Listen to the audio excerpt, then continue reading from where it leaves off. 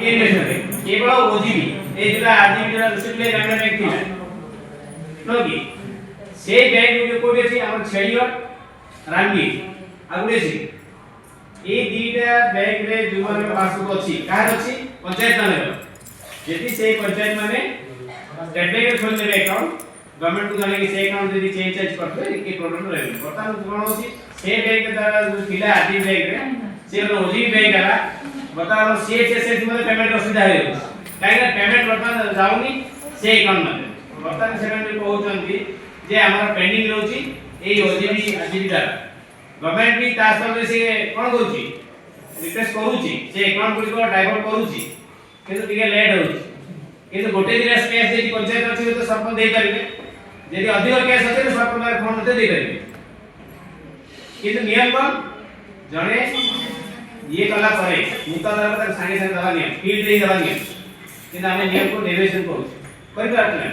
आने देई पारने माने कोन भाई ना पैसा से मूल्य हम बदली लागे अटके दे किंतु तार नियम कोन सरकार काई देले ना ताको संस्कार करिया भाई से पैसा दे देबे आने कोन करिया प्रतिदिन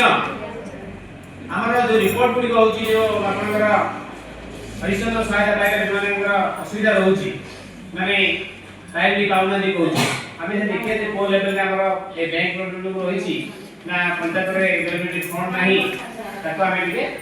पंचायत रे पीओ को देतो ना सरपंच के सेक्रेटरी लगा रखिले से पैसा पाइ से पैसा का को माने नदर नाही किंतु क्राइटेरिया जे समस्त का जो एप्लीकेशन